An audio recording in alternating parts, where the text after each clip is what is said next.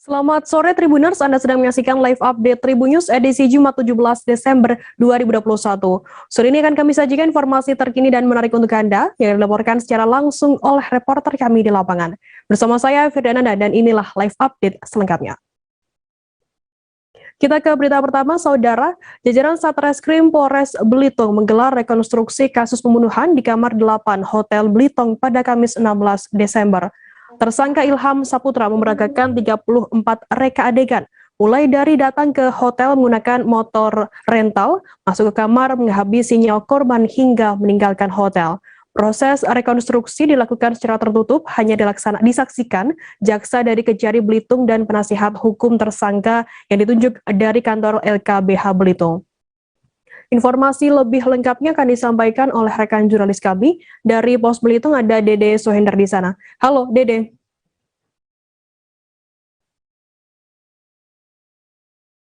Halo rekan Dede. Ya, halo. Ya. Dede, bisa Anda informasikan bagaimana jalannya proses rekonstruksi dari pihak kepolisian ini?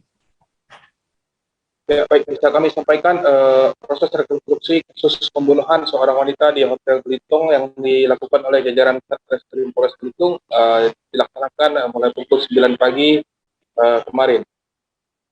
Proses rekonstruksi memang berjalan tertutup, namun selama 34 adegan yang dilakukan berjalan lancar meskipun banyak masyarakat yang berkumpul di depan area hotel untuk menyaksikan proses tersebut. Namun demi keamanan, polisi tetap memasang polis lain di area hotel agar tidak ada warga yang masuk ke dalam lokasi kejadian. Demikian. Dede, dari reka adegan tersebut bagaimana tersangka ini menghabisi nyawa korban?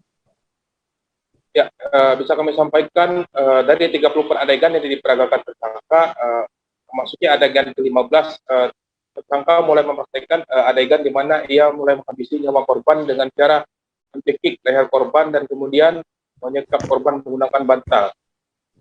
Kemudian setelah melakukan pembunuhan, korban juga sempat mengambil perhiasan milik korbannya, mulai dari perhiasan yang melekat di tubuh dan di dalam lemari kamar hotel. Ya. Apa kemudian tanggapan dari pihak kepolisian sendiri dari proses rekonstruksi yang dilakukan oleh tersangka ini?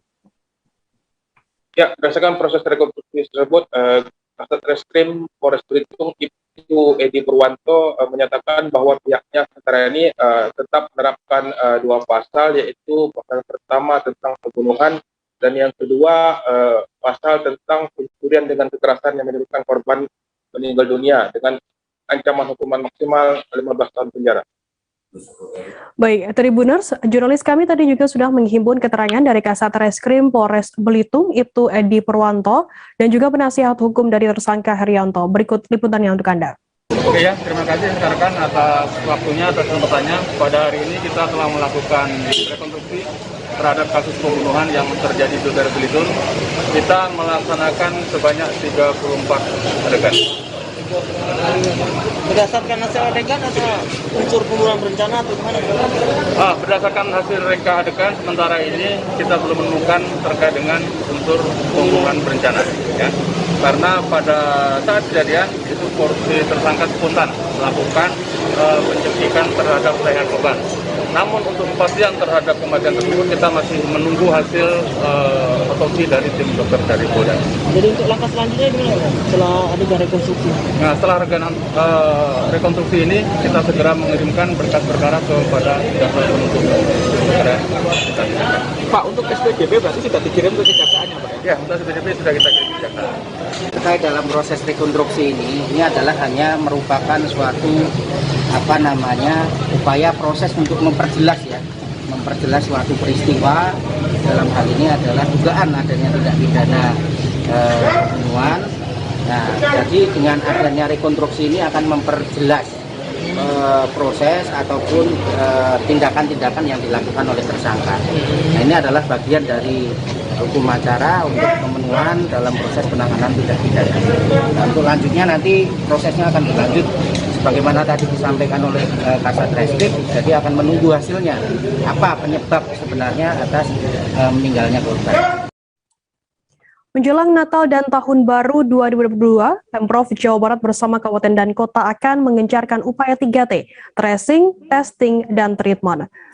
Hal ini untuk mencegah penyebaran COVID-19, terlebih saat ini varian Omikron sudah diumumkan terdeteksi di Indonesia Kamis 16 Desember.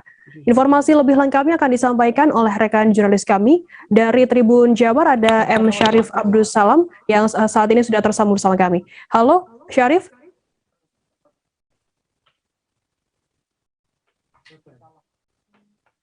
Halo rekan Syarif. Ya, halo. Ya, Syarif, bisa Anda informasikan seperti apa pelaksanaan rapid test antigen yang akan dilaksanakan di tempat-tempat wisata di Jawa Barat ini? Oke, terima kasih. Selamat sore. Seperti kita ketahui, pemerintah pusat sampai daerah tengah gencar mempersiapkan persiapan untuk menghadapi libur Natal dan Tahun Baru yang akan datang. Kemudian di Jawa Barat sendiri direncanakan akan mengadakan rapid test antigen secara acak di pusat-pusat pariwisata di Jawa Barat. Dan ini memang untuk menghindari penyebaran COVID-19 di tempat wisata dan di Jawa Barat pada umumnya. Demikian, Beda. Syarif, di mana saja lokasi-lokasi yang akan diselenggarakan rapid test antigen ini? Oke, ya ini akan dilaksanakan di 8 titik di kawasan-kawasan wisata di Jawa Barat. Dari mulai kawasan Puncak, Bogor, dan Cianjur, kemudian Bandung Raya, terus ada Cipanas, Garut, kemudian Pangandaran, lalu kawasan utaranya itu ada Kuningan dan Cirebon, kemudian ada di Pelabuhan Ratu. Itu yang akan yang jadi fokus pemerintah Provinsi Jawa Barat. Kemudian selain itu juga akan dilaksanakan di semua kabupaten kota di Provinsi Jawa Barat, yaitu ada di 27 kota kabupaten. Masing-masing kota kabupaten itu ditargetkan sebanyak 1.500 alat tes yang akan dilakukan. Nah, demikian. Baik, Syarif, kemudian apakah upaya ini juga berkaitan begitu dengan adanya varian baru Omikron yang saat ini sudah ditemukan di Indonesia?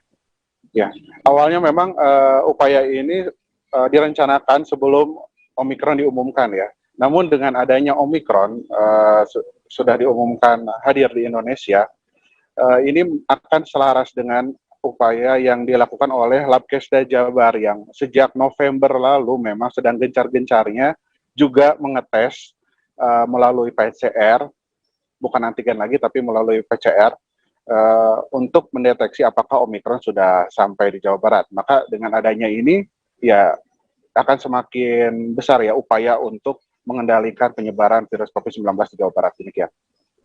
Syarif, selain rapid test antigen begitu ya, apa lagi upaya yang dilakukan oleh pihak Pemprov Jawa Barat sendiri untuk mengantisipasi penyebaran COVID di saat Nataru ini?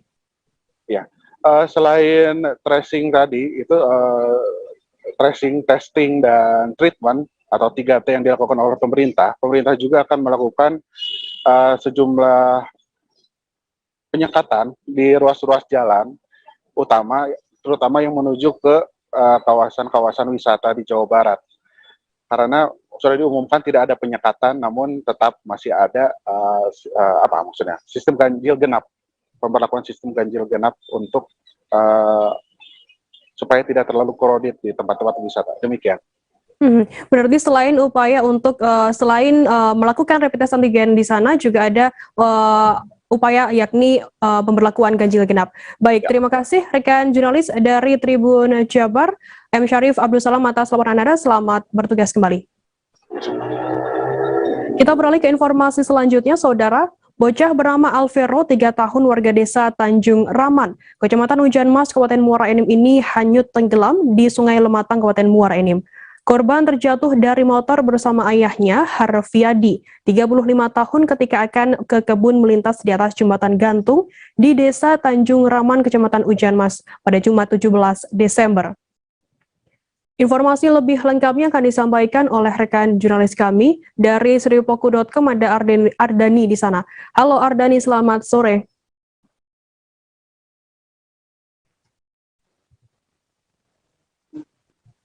Halo, Ardani.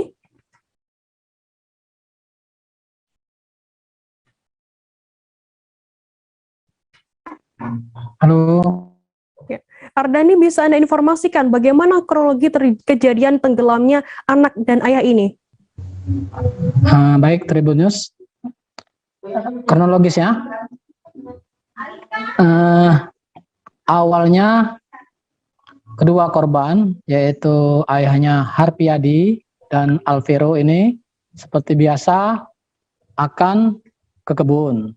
Karena ini musim durian, maka rencananya akan memungut durian, gitu. Kemudian mereka berdua dengan menaiki sepeda motor melintasi jembatan gantung yang menghubungkan antara desa dengan kebunnya. Ketika di tengah jembatan, kebenaran dari arah berlawanan ada motor milik warga juga yang akan melintas. Kemudian korban Harpiadi ini mencoba mengerem. Mungkin karena kaget, anak korban yang Alvero umur 3 tahun ini termental, jatuh ke dalam sungai. Melihat hal tersebut, spontan sebagai ayah langsung terjun untuk menyelamatkan anaknya. Hasil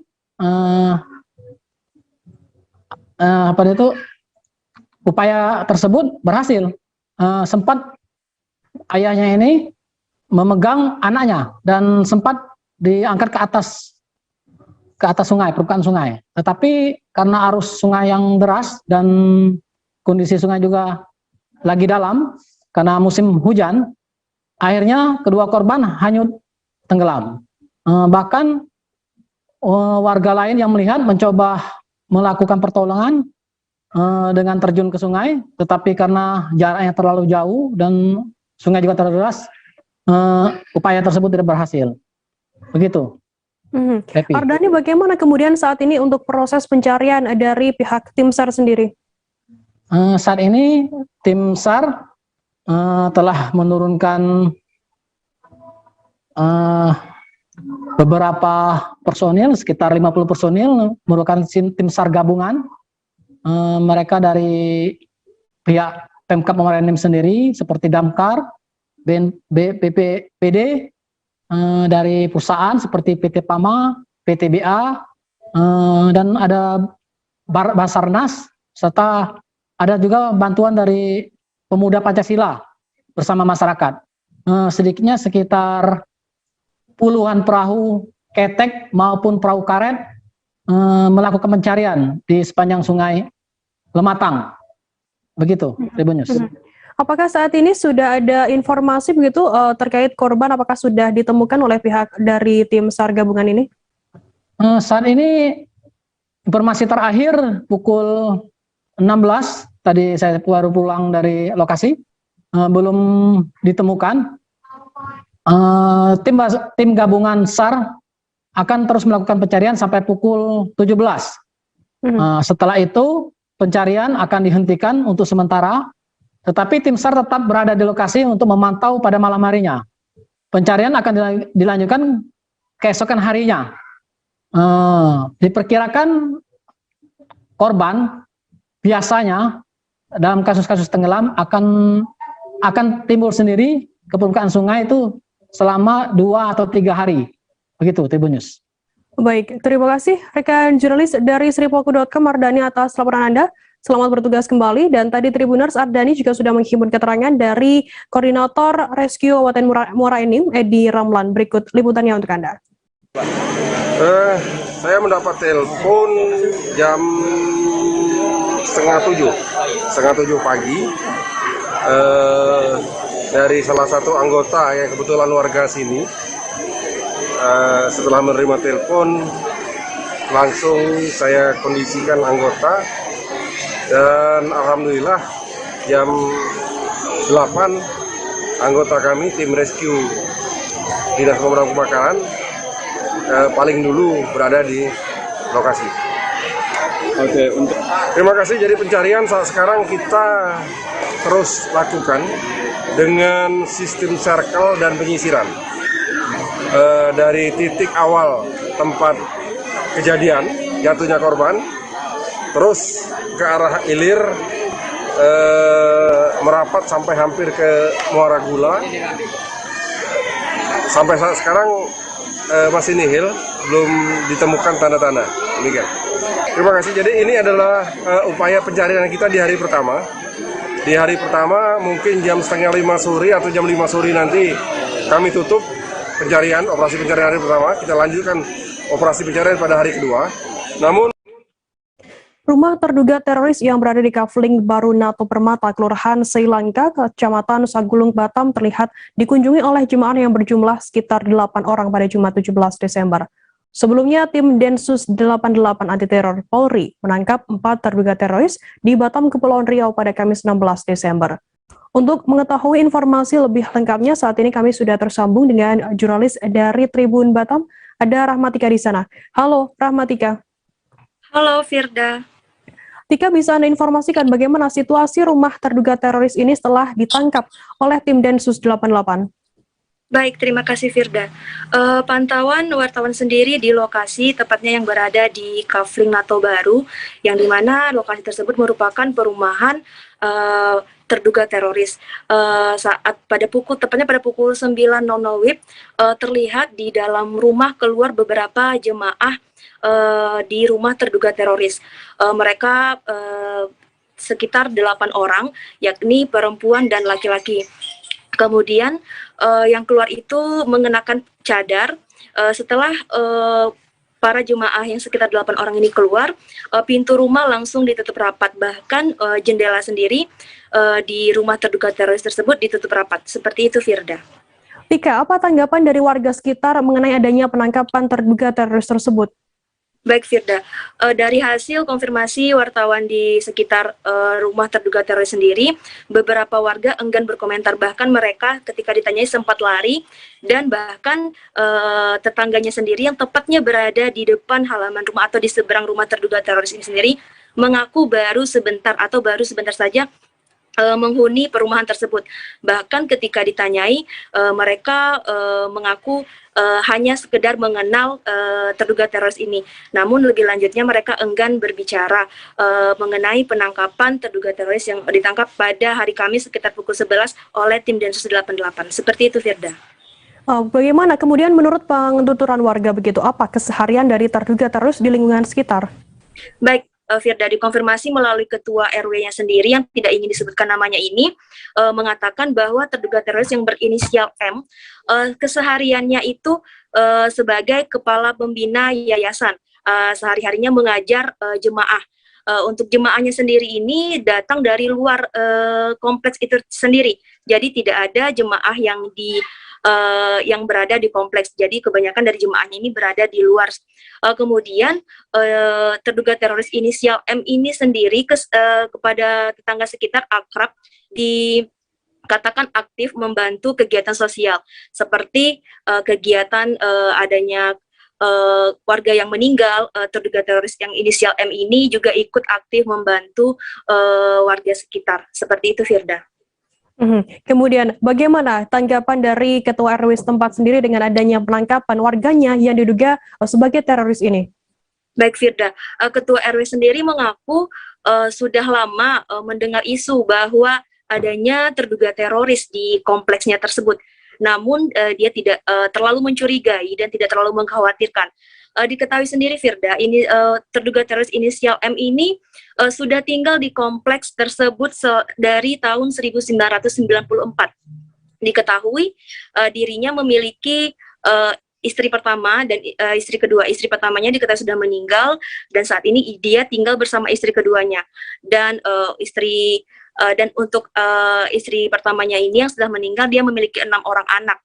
Kemudian untuk aktivitas terduga teroris ini dikatakan oleh ketua RW setempat ikut aktif juga terhadap kegiatan sosial seperti sehari-hari. Kemudian dari hasil keterangan dari ketua RW, sejak tahun 2019 terduga teroris ini tidak melaksanakan sholat Jumat di masjid yang berada tidak jauh dari yayasan tempat tinggal terduga teroris tersebut karena adanya adanya kesalahpahaman terkait arah kiblat yang dikatakan oleh terduga teroris kepada warga setempat. Sejak adanya gempa, arah kiblat itu harusnya miring, sehingga terduga teroris ini tidak pernah sholat di masjid yang berada di sekitar yayasan tersebut. Kemudian dikatakan oleh Ketua RW sendiri, saat dikatakan Ketua RW sendiri, saat dirinya menjadi saksi ditemukan beberapa barang bukti yang digeledah oleh tim Densus 88 berupa sajam seperti panah, parang, tabungan, dan laptop. Seperti itu, Firda. Baik, Tribuners, jurnalis kami tadi juga sudah menghimpun keterangan dari Ketua RW setempat. Berikut liputannya Anda. Satu RW menjadi 2 RW. Otomatis anak-anak kita di sana ini mau untuk masuk ke MD Madrasah Ibtidaiyah Salatin. Kenapa? Justru itu adalah membentengi daripada akhlak. Ya. Akhlak dalam arti ilmu agama. Jadi animonya sangat tinggi. Makanya dari waktu ke waktu kita selalu regenerasi, baik itu guru, baik itu ketua yayasan, baik itu kepala sekolah. Jadi akhirnya kita terpilihlah istrinya almarhum, istrinya terduga teroris ini, saudara M, ya, saudara M ini menjadi kepala sekolah. Di tahun 6 tahun yang lewat istrinya meninggal. Otomatis kita rapat, membuat salah satu supaya mengisi kekosongan daripada kepala sekolah itu beliau kita angkat. Justru istrinya sudah meninggal. Inilah berlanjut sampai saat ini. Saudara M ini menjadi kepala sekolah di Darul Ihsan, Kapling Nago, Permata, Kelurahan Sungai Langkai, Kecamatan Sagutu. Jadi ini sangat kita sayangkan. Kenapa kita sayangkan? Beliau adalah salah satu tokoh agama, termasuk anggota salah satu pengurus Persatuan Mubalik Batak, yaitu di Kecamatan di Kelurahan Silangkai. Kemudian beliau aktif di guru TPQ, kemudian koordinator guru TPQ Kelurahan Silangkai. Kenapa kita sayangkan? Memang ini kan baru dugaan. Iya, siap. Baru dugaan. Ini kan diduga. Kalau diduga itu belum tentu tersangka. Tapi kalau menurut hemat saya, kalau saya lihat kalau turun Densus tidak ada gigi trek. Iya, siap. Tapi Pemerintah daerah melalui Dinas Perpustakaan dan Kearsipan Kota Sorong, Papua Barat membuka pojok baca digital. Langkah tersebut dilakukan guna membudayakan kegiatan literasi bagi masyarakat dan pegawai di Sorong. Salah satu pengelola pojok baca digital, Yusuf, mengatakan pojok baca digital merupakan sebuah perpustakaan mini yang dipasang di ruang lobi kantor Wali Kota Sorong. Informasi lebih lengkapnya akan disampaikan oleh rekan jurnalis kami dari Tribun Papua Barat. Ada Safwan di sana. Halo Safwan. Halo, selamat malam Firda. Ya, Safwan, bisa Anda informasikan mengapa pojok baca digital ini masuk ke wilayah Kota Sorong? Ya, Firda dan juga Tribuners dimanapun Anda berada, hari ini kabar gembira datang dari Papua Barat bahwa pojok baca digital kali pertama hadir di Papua Barat, yaitu di Kota Sorong. Pojok baca ini sendiri, dia hadir di Kota Sorong, Papua Barat sendiri karena beranjak pada sulitnya akses masyarakat dalam mencari ataupun mendapatkan perpustakaan di Kota Sorong, khususnya untuk perpustakaan daerah di Kota Sorong. Sehingga pojok baca ini dengan inisiatif pemerintah daerah dan bekerja sama dengan Perpustakaan Nasional Republik Indonesia menghadirkan pojok baca elektronik di digital di Kota Sorong itu sendiri, Firda. Safwan, untuk pojok baca digital di Kota Sorong ini disediakan untuk siapa saja? Iya, untuk pojok baca digital di Kota Sorong sendiri disediakan untuk masyarakat umum, baik anak-anak hingga orang tua dan juga pegawai di Kota Sorong sendiri. Sebab melihat akhir-akhir ini minat baca di Kota Sorong sendiri sangat rendah, sehingga di pojok baca yang hadir baru saja di Kota Sorong ini dikhususkan untuk semua elemen di Kota Sorong itu sendiri. Baik, kemudian apa buku apa saja yang tersedia di pojok baca digital di Kota Sorong ini, Safwan? Iya, untuk pojok baca digital di Kota Sorong ini sendiri, bukunya bervariasi. Ada yang secara fisik dan juga ada juga yang digital. Yang ada di pojok baca saat ini adalah buku-buku, baik buku agama, buku sains, buku-buku tentang hukum dan lain-lain. Dan juga ada juga pihak pengelola juga menyediakan buku khusus untuk anak-anak dan juga mahasiswa, para pelajar di Kota Sorong ini sendiri, Firda. Safwan, apa harapan dari pengelola untuk kehadiran adanya pojok baca digital di Kota Sorong ini? Iya, harapan dari pengelola dan juga pemerintah di Kota Sorong sendiri, mereka berharap agar dengan hadirnya pojok baca pojok baca digital di Kota Sorong ini sendiri, mereka berharap agar kedepannya minat baca di Kota Sorong bisa lebih meningkat dan juga masyarakat dan seluruh elemen di Kota Sorong tidak susah lagi mencari perpustakaan daerah di Kota Sorong ini sendiri, Firda. Baik, terima kasih rekan jurnalis dari Tribun Papua Barat, Safwan Asari, atas laporan Anda. Selamat bertugas kembali. Tribuners, seusai jeda kami akan kembali dengan informasi menarik lainnya, tetaplah di Live Update. Oke, apa kabar Bang Aris di sini untuk strateginya? Kalau saya sendiri di Gimit 37 ini yang semalam baru mulai, saya udah sebenarnya aku nggak ngerasa itu penangkapan atau penggerbegan atau apapun itu, karena gini loh, posisinya aku jadi kita mengenal disebut dengan stroke yang tidak berdarah dengan stroke yang berdarah. Stroke yang tidak berdarah itu biasanya ditandai dengan adanya penyumbatan. Kalau itu penyumbatan di sini mungkin pikirnya tidak ke situ kali ya, tapi kalau di Korea atau di Kamboja itu ada beberapa paper yang saya itu mas, ya dulunya tukang koran. Oh gitu ya, tukang koran. Ya saya baca itu Pak. Tuh kan pernah baca kan? Ya. Jadi kalau saya jadi tanggal itu udah bersyukur banget. Si anak ini dijadikan sebagai tersangka begitu. Ya kalau ini kita bicara yang di luar kasus Sebongombo ya. Dengan nama hujan shower, di mana terdapat batas jelas antara daerah hujan dan tidak hujan yang biasanya terjadi pada fase awal mature stage atau tahap berbahaya itu Kang. Jadi mulai artinya terjadinya perlembekan. Nah itu untuk penetrasi akan sulit gitu ya. Dok, saya ini menurut saya memang tidak mudah, bukan urusan tanah diambil. Kalau misalnya Amerika Serikat sekarang, Rasulullah mengatakan dalam sebuah hadis bahwa berpuasa di 6 hari Syawal itu. Oke, apa kabar Bang Aris di sini untuk strateginya? Kalau saya sendiri di Gimit 37 ini yang semalam baru mulai, saya udah sebenarnya aku nggak ngerasa itu penangkapan atau penggerbegan atau apapun itu, karena gini loh, posisinya aku jadi kita mengenal disebut dengan stroke yang tidak berdarah dengan stroke yang berdarah. Stroke yang tidak berdarah itu biasanya ditandai dengan adanya penyumbatan. Kalau itu penyumbatan di sini mungkin pikirnya tidak ke situ kali ya, tapi kalau di Korea atau di Kamboja itu ada beberapa paper yang saya itu mas, ya dulunya tukang koran. Oh gitu ya, tukang koran. Ya saya baca itu Pak. Tuh kan pernah baca kan? Ya. Jadi kalau saya jadi tanggal itu udah bersyukur banget. Si anak ini dijadikan sebagai tersangka begitu.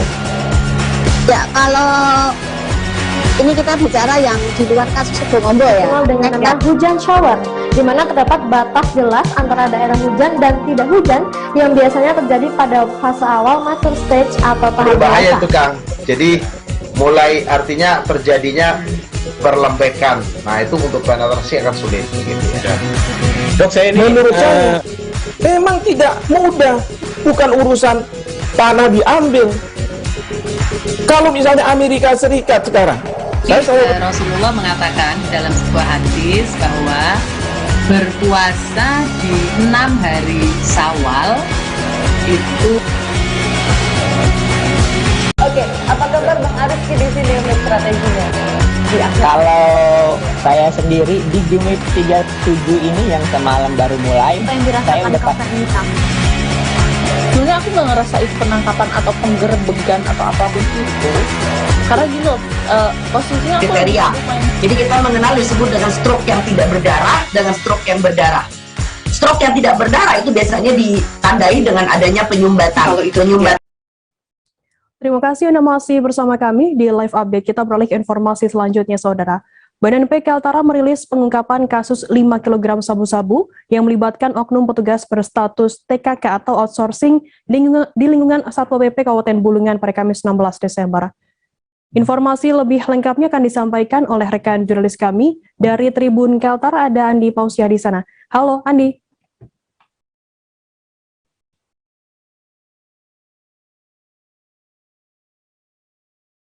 Halo rekan Andi. Ya, halo rekan Firda. Andi, bisa Anda informasikan bagaimana kronologi pengungkapan dan penangkapan pelaku ini yang terlibat mengendalikan 5 kg sabu-sabu?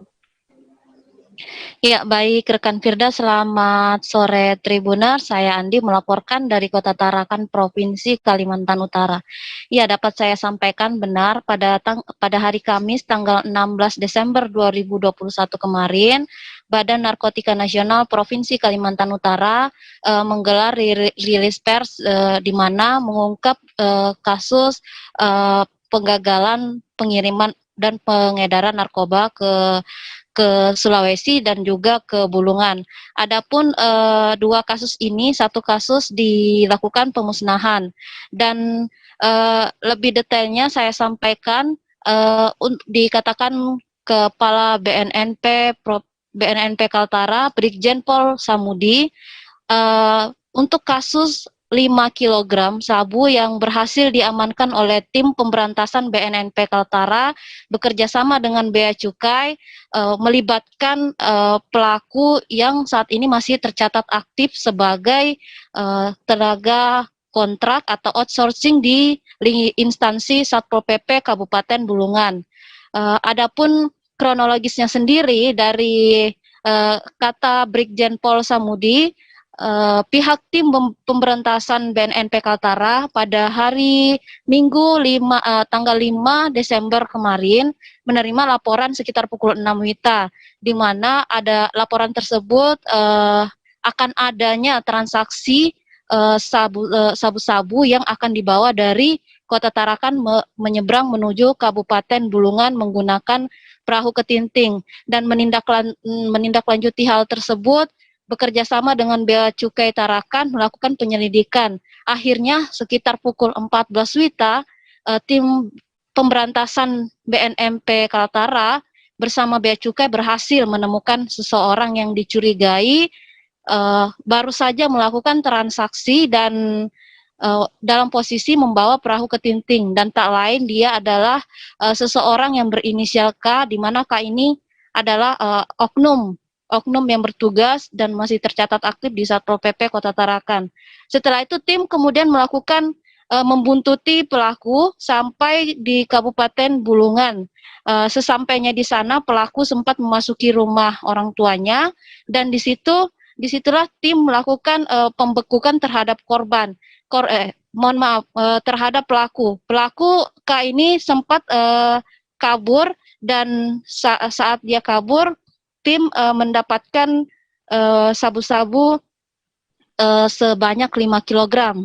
Sabu-sabu ini disimpan di dalam laci meja di kediaman orang tuanya.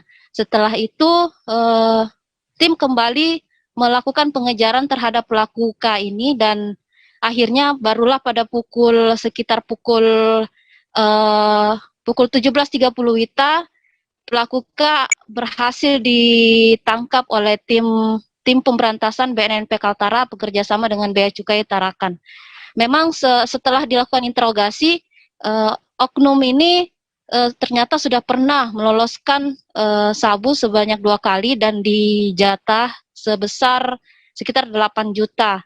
Dan adapun oknum ini untuk sabu-sabu ini sendiri berdasarkan pengakuan K, rencananya akan diedarkan di Kabupaten Bulungan. Dan saat ini orang-orang yang terlibat dalam jaringan ini masih dalam proses pengembangan dan pencarian dan sudah masuk dalam daftar pencarian orang. Demikian rekan Firda.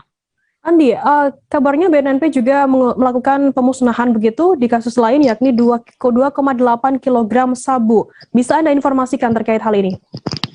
Iya, rekan Firda, memang pada Kamis tanggal 16 Desember kemarin, 2 kasus yang dirilis oleh Badan Narkotika Nasional Provinsi Kalimantan Utara. Setelah merilis pengungkapan sabu-sabu 5 kg yang berhasil digagal edarkan di Kabupaten Bulungan, namun belum dimusnahkan, kemudian BNNP kembali merilis pengungkapan sabu sebanyak 2,8 kg. Sabu ini setelah diinterogasi sedianya akan dikirim ke Sulawesi, tepatnya di daerah Parepare, namun berhasil digagalkan berkat bantuan dan laporan dari masyarakat, dan BNNP bekerja sama dengan Bea Cukai Tarakan.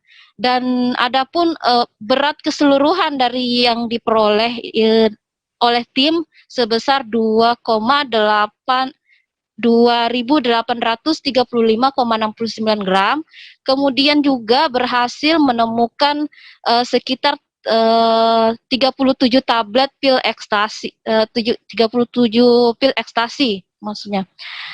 Adapun ini juga dari sini berhasil diamankan 2 pelaku di mana berinisial HD dan EF, dan 2 pelaku ini sudah diamankan oleh tim pemberantasan BNNP Provinsi Kaltara. Dan inilah yang dimusnahkan di kantor BNNP Kaltara. Demikian rekan Filda. Untuk saat ini, bagaimana dengan upaya dari BNNP sendiri untuk melawan peredaran narkotika di Kaltara? Iya, rekan Firda, tak bosan-bosannya kata Brigjen Pol Samudi, Kepala BNNP Kaltara, pihaknya selalu melakukan sosialisasi, kemudian edukasi kepada masyarakat bahwa bahaya narkoba ketika sudah masuk ke lingkungan keluarga dan masyarakat. Memang saat ini yang paling dibutuhkan adalah kesadaran dari masyarakat untuk ikut berkontribusi, minimal melaporkan kepada pihak terkait termasuk pihak BNNP, kepolisian, ketika menemukan hal-hal yang pergerakan mencurigakan di lingkungan sekitar tempat tinggalnya. Kemudian memang sepanjang tahun 2021 ini total yang berhasil diungkapkan oleh BNNP Kaltara bekerja sama dengan seluruh unsur terkait mulai dari Bea Cukai dan Lapas itu sekitar mencapai 35 kg yang berhasil digagalkan penyelundupan dan peredarannya untuk tahun 2021. Ini dibanding 2019 sekitar hanya 19 kg. Dan memang ini terhitung sekitar 8 kasus yang sudah ditangani oleh BNNP Kaltara bekerja sama dengan seluruh pihak, dan memang asal muasalnya sendiri sabu-sabu ini karena ia tak menampik Provinsi Kaltara sendiri berada di wilayah perbatasan dan Kota Tarakan ini sebagai kota transit, sehingga ini menjadi pekerjaan bersama bagi seluruh instansi termasuk BNNP Kaltara dan masyarakat untuk sama-sama memerangi narkoba. Demikian rekan Firda. Baik, terima kasih rekan jurnalis dari Tribun Kaltara Andi Pausia atas laporan Anda. Selamat bertugas kembali. Dan tadi Tribuners, Andi juga sudah menghimpun keterangan dari Kepala BNNP Kaltara Brigjen Pol Samudi. Berikut liputannya untuk Anda. 6 pagi, ya, waktu Indonesia Tengah, ini tim berantas juga mendapatkan informasi bahwa akan ada seseorang yang akan membawa narkoba dari Tarakan menuju Bulungan. Nah, ini tim berantas juga bersama dengan Bea Cukai melakukan pengintaian. Kemudian pada pukul 14 atau jam 2, tim ini mendapatkanlah ya seseorang yang dicurigai dan diduga ini setelah melakukan transaksi narkoba, kemudian telah diikuti, kemudian sampai di rumah. Ya. Nah, pada saat kita melakukan penggerbekan, tersangka ini sempat lari atau pelaku ini sempat lari, tapi alhamdulillah bisa didapatkan. Ya. Kemudian di rumahnya, di rumah ini adalah rumah orang tua dari pelaku, atas nama Karmawi. Ya, ini usianya 32 tahun dan pekerjaannya ini adalah tenaga kerja kontrak di Satpol PP Bulungan, ya, pelaku yang ada di belakang.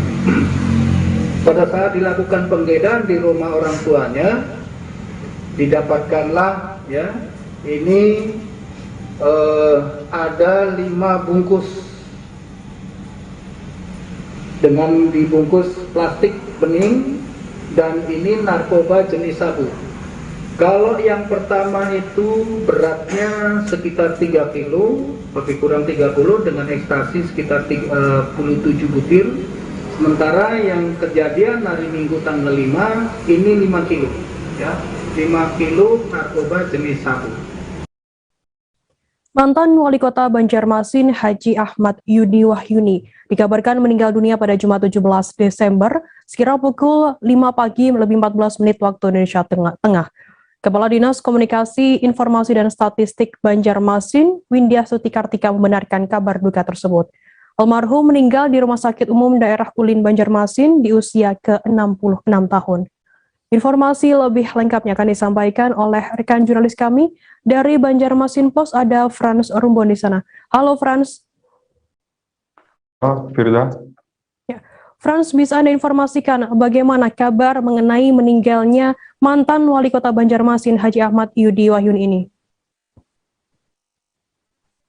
Baik, Banjarmasin pada hari ini mengalami kabar duka, yaitu mantan Wali Kota Banjarmasin periode 2005 hingga 2010, yaitu Haji Ahmad Yudi Wahyuni, itu dikabarkan meninggal tadi pagi sekitar pukul 05.14 WITA di Rumah Sakit Ulin Banjarmasin, khususnya itu di ruang ICU.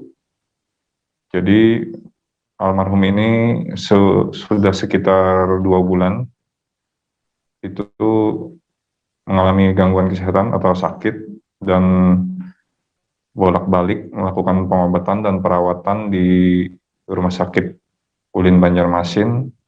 Dan informasi dari istri almarhum, yaitu Ibu Hajah Emi, itu almarhum mengalami kritis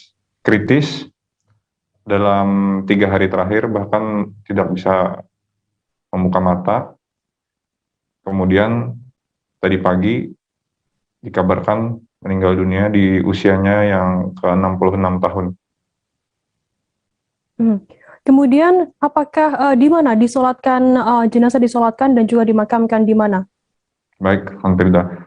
Jadi setelah tadi pagi dikabarkan meninggal dunia di ruang ICU Rumah Sakit Ulin Banjarmasin, kemudian jenazah itu tidak dibawa ke rumah duka, melainkan langsung dibawa ke Masjid Al-Jihad Banjarmasin. Yang itu memang menurut penuturan istri almarhum, itu memang karena permintaan dari almarhum, minta dibawa ke Masjid Al-Jihad. Kemudian di tempat itu juga langsung dilakukan sholat jenazah setelah bada Jumat, dan setelah dilakukan sholat jenazah, kemudian jenazah itu langsung dibawa ke kompleks makam Al-Alamah Haji Muhammad Amin, atau juga yang dikenal dengan Dato Amin, yang dimana itu juga merupakan alkah keluarga. Dan menurut istri almarhum memang meminta juga untuk dimakamkan di tempat tersebut. Frans, siapa saja yang hadir dalam proses pemakaman dari mantan wali kota ini? Baik, sejak dikabarkan adanya kabar duka meninggal dunianya mantan wali kota Banjarmasin periode 2005-2010 hingga 2010, Haji Ahmad Yudi Wahyuni, itu langsung tersebar di berbagai media sosial, khususnya grup WhatsApp. Dan sejak disemayamkan di Masjid Al-Jihad, itu ada beberapa pejabat, termasuk juga saat kepemimpinan almarhum, beberapa kepala SKPD, dan tadi juga terlihat hadir Sekretaris Daerah Kota Banjarmasin, Bapak Ihsan Budiman. Kemudian saat penguburan, itu juga terlihat hadir beberapa kepala SKPD, dan juga bahkan itu turut hadir Wakil Wali Kota Banjarmasin periode 2005 hingga 2010, atau pasangan dari almarhum saat menjabat Wali Kota, yaitu Bapak Haji Alwi Sahlan. Juga terlihat tadi ada beberapa di antaranya pejabat di tingkat mantan pejabat di tingkat provinsi, seperti mantan Wakil Gubernur Kalimantan Selatan yaitu Bapak Rosehan. Kemudian juga ada juga tadi hadir dari anggota DPRD Banjarmasin. Baik, terima kasih rekan jurnalis dari Banjarmasin Pos, Frans Rumbon, atas laporan Anda. Selamat bertugas kembali. Kita beralih ke informasi selanjutnya, Saudara. Nasihat Dharma Wanita Persatuan atau DWP Kota Kendari Sri Lestari Zulkarnain berpartisipasi dalam kegiatan donor darah. Kali ini Sri Wali Kota Kendari tersebut turut menyumbangkan 1 kantong darah. Kegiatan donor darah yang digelar dalam rangka Dirgahayu Dharma Wanita ke-22 di Gedung PKK Kota Kendari, Kamis 16 Desember. Untuk mengetahui informasi lebih lengkapnya, saat ini kami sudah tersambung dengan jurnalis dari Tribun News Sultra, ada Amelda Devi di sana. Halo Amelda. Iya, halo. Amelda, bisa Anda informasikan seperti apa suasana donor darah yang dihadiri oleh istri Wali Kota Kendari ini? Iya, Firda. Jadi suasana, terima kasih. Jadi suasana donor darah dalam kegiatan Dirgahayu Dharma Wanita Persatuan Kota Kendari kemarin itu dihadiri oleh para organisasi perangkat daerah di lingkup Kota Kendari, kemudian beberapa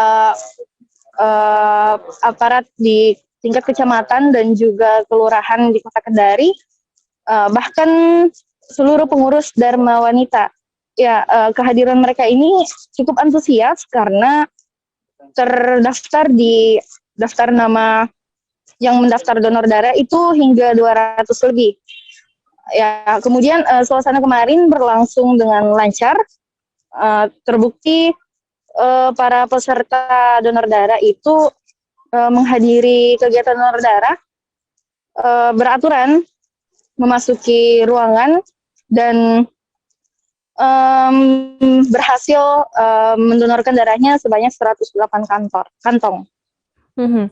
Lantas bagaimana untuk cerita dari donor darah yang dilakukan oleh istri Wali Kota Kendari ini yang kabarnya baru pertama kali mendonorkan darahnya? Iya, terima kasih Firda. Jadi istri Wali Kota Kendari sekaligus penasihat Dharma Wanita Persatuan Kota Kendari, Ibu Sri Lestari Zulkarnain, ya mengaku awalnya sempat nervous, gugup karena melihat jarum suntik yang begitu besar untuk donor darah. Dan dia juga mengaku baru pertama kali ini lolos untuk donor darah, karena sempat beberapa kali sebelumnya ia juga mendonorkan darah namun tidak lolos screening atau pemeriksaan. Ya, untuk diketahui seseorang bisa melakukan donor darah itu harus melewati beberapa pemeriksaan, diantaranya cek tekanan darah, berat badan, hemoglobin, dan tensinya. Jika beberapa persyaratan itu lolos, maka dia bisa lanjut untuk mendonorkan darahnya. Dan itulah yang dialami Ibu Sri Lestari. Ia berhasil lolos screening dan lanjut mendonorkan darahnya. Ya, meskipun awalnya sempat merasa gugup. Namun ia mengaku senang bisa mendonorkan darahnya sebanyak 1 kantong. Ya, karena menurutnya dengan mendonorkan darah, selain manfaat yang diperoleh untuk kesehatannya sendiri, juga bermanfaat bagi orang yang membutuhkan darah tersebut. Seperti itu, Firda. Baik, untuk berapa kantong, Amelda, berapa kantong darah yang diperoleh dalam kegiatan donor darah kali ini? Ya, baik Firda. Jadi total kantong darah yang diperoleh itu ada 108 kantong darah dari 200 lebih peserta yang mendaftar. Ya, jadi seperti yang saya sampaikan tadi, berdasarkan beberapa persyaratan atau screening yang dilakukan, itu hanya 108 orang yang berhasil lolos. Ya, dengan rincian untuk golongan darah A sendiri sebanyak 42 kantong darah, kemudian golongan darah B sebanyak 15 kantong darah, untuk golongan darah O sebanyak 43 kantong darah, dan golongan darah AB sebanyak 8 kantong darah. Dan perlu diketahui yang pihak Dharma Wanita Persatuan Kota Kendari ini bekerja sama dengan Bank Darah Rumah Sakit Bahtramas untuk melakukan kegiatan donor darah ini. Jadi stok-stok darah itu berada di Rumah Sakit Bahtramas. Demikian, Firda. Baik, terima kasih rekan jurnalis dari Tribun News Ultra Amelda Devi atas laporan Anda. Selamat bertugas kembali. Dan tadi Tribuners, Amelda juga sudah menghimpun keterangan dari penasihat Dharma Wanita Persatuan Kota Kendari, Sri Lestari Zulkarnain. Berikut liputannya untuk Anda. Kegiatan donor darah hari ini merupakan bagian dari memperingati ulang tahun Dharma Wanita yang ke-22. Kalau tema nasional itu bersama mewujudkan ketahanan perempuan, apa lagi ya? Perempuan sehat, UMKM pulih karena di masa pandemi. Jadi sebenarnya main poinnya, harapannya bahwa ibu-ibu lebih memperhatikan kesehatannya, karena kita tahu bahwa ketika ibu-ibu sehat maka keluarga, anak-anak atau keluarga juga jadi sehat, dan tentu saja orang-orang yang ada di rumah itu menjadi lebih produktif, baik ayah, ibu ataupun anak-anaknya. Jadi ya harapannya semoga saja masyarakat Kota Kendari, khususnya ibu-ibu ini lebih care dengan urusan kesehatan dan mau berpartisipasi di kegiatan donor darah hari ini, karena kita tahu ketika seseorang mendonorkan darahnya maka insya Allah akan terbentuk sel darah baru yang akan membuat dia lebih sehat.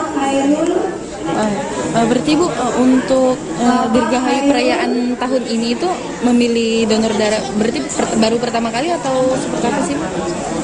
Iya, baru pertama kali. Jadi hari ini merupakan pertama kali Dharma Wanita melakukan donor darah, dan juga pertama kali saya mendonorkan darah di usia keempat menjelang 42 tahun buat DWP ini. Iya, padahal biasanya saya tidak berhasil, biasanya HB-nya rendah karena memang tensi darah saya rendah. Tapi baru halangan ternyata bisa donor darah. Jadi sebenarnya insya Allah kalau niatnya, semangatnya mau, seluruh bagian tubuh kita juga mensupport untuk bisa mewujudkan itu. Menjelang perayaan Natal dan Tahun Baru, harga cabai di Pasar Bersehati Kota Manado mengalami lonjakan. Pada Jumat 17 Desember hari ini, harga cabai mencapai Rp110.000 per kilogram. Lantaran harga yang melonjak tinggi, stok cabai di Pasar Bersehati juga menurun drastis. Informasi lebih lengkapnya akan disampaikan oleh rekan jurnalis kami dari Tribun Manado, ada Fistel Mukuan di sana. Halo, Fistel.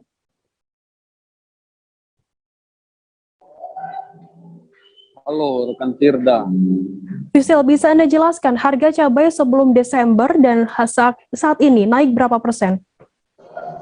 Ya, terima kasih rekan Tirda dan selamat sore menjelang malam Tribuners. Perlu saya informasikan sedikit, memang di Kota Manado khususnya Sulawesi Utara menjelang Natal dan Tahun Baru adalah cukup ramai. Apalagi di Kota Manado sangat terkenal dengan makanannya yang pedas-pedas, sehingga biasanya kalau menyambut Natal dan Tahun Baru banyak masyarakat yang membeli cabai, atau kalau di Kota Manado ini cabai ini sering disebut masyarakat rica ya. Dan untuk saat ini setelah kami temui salah satu pedagang, Ibu Susan, dia mengakui harga per kilo saat ini yang sudah dibersihkan itu 110 per kilo, sedangkan yang belum dibersihkan 90 per kilo. Nah, dia sampaikan harga cabai ini naik pada bulan Desember ini memang naik lebih dari 50%, karena sebelumnya yang kotor itu 60 per kilo, tapi saat ini menjadi 90. Begitu juga yang cabai rawit yang besar itu itu sebelumnya 18.000, tapi sekarang sudah naik menjadi 40.000 menjelang Natal dan Tahun Baru. Itu baru naik di awal bulan Desember ini. Demikian rekan Firda. Kemudian Fistel, kemudian untuk stok cabai sekarang ini seperti apa informasinya? Nah, sebagaimana juga yang disampaikan oleh pedagang, memang di Kota Manado kalau cabainya murah hanya sedikit pedagang yang menjual cabai ini, tapi kalau harga cabainya meningkat, banyak pembeli-pembeli maupun penjual-penjual dadakan yang memesan ini stok retail. Jadi dari Ibu Susan sampaikan saat ini biasanya dia memesan tiga kas, itu di kas itu berukuran kurang lebih 30 kali 50 atau 30 meter 30 cm ke bawah. Jadi itu kalau di Kota Manado disebut kas. Biasanya dia mengambil 5 kas dalam seminggu dia memesan 5 kas, tapi saat ini karena banyaknya pesanan di cabai ini, cabai yang dijualnya di pasar Persehat ini diambil dari Gorontalo. Biasa dia memesan 5 kas, tapi saat ini karena banyaknya pemesanan, dia hanya mendapat 3 kas per minggu. Demikian, Firda. Fistel, untuk di pasar Persehati Manado sendiri, berapa lama pasar ini dibuka dan ramai jam berapa saja? Ya, pasar Persehati Manado ini memang dibuka 1 kali 24 jam. Dan informasi ternyata yang kami dapatkan di pasar Persehati ini, yang ramai itu subuh atau jam 3 pagi. Karena ternyata pedagang-pedagang di pasar-pasar lainnya, pasar-pasar kecil yang ada di kelurahan-kelurahan di sekitar Kota Manado ternyata membeli dari pasar Persehati dan dijual kembali ke pasar-pasar di kelurahan-kelurahan. Jadi jam 3 atau subuh mereka sudah membeli cabai di pasar Persehati dan akan dijual kembali. Jadi yang cukup ramainya menurut Ibu Susan ini yang jam 3 subuh atau jam 3 pagi. Demikian. Baik, terima kasih rekan jurnalis dari Tribun Manado, Fistel Mukuan atas laporan Anda. Selamat bertugas kembali. Kita beralih ke informasi selanjutnya, Saudara. Kawasan Kecamatan Juwiring dan Wonosari, Klaten diterjang banjir Kamis 16 Desember. Diketahui ada ratusan warga yang berasal dari Dukuh Pancing, Desa Carikan, Kecamatan Juwiring mengungsi di kantor Kepala Desa. Pusdalops BPBD Klaten, Indiarto mengatakan saat ini relawan dan BPBD Klaten sudah terjun ke lapangan setelah mendapatkan kabar banjir tersebut. Untuk mengetahui informasi lebih lengkapnya, saat ini kami sudah tersambung dengan jurnalis dari Tribun Solo, ada Ibnu Dwi Tamtomo di sana. Halo Ibnu. Halo Firda, selamat sore. Ibnu, bisa Anda informasikan bagaimana update keadaan banjir saat ini di sana? Iya, selamat sore rekan Firda dan selamat sore Tribuners. Kawasan Kecamatan Juwiring dan Wonosari Kabupaten Klaten diterjang banjir sore kemarin. Ketinggian banjir di lokasi bervariasi mulai dari 10 cm hingga 1,5 meter.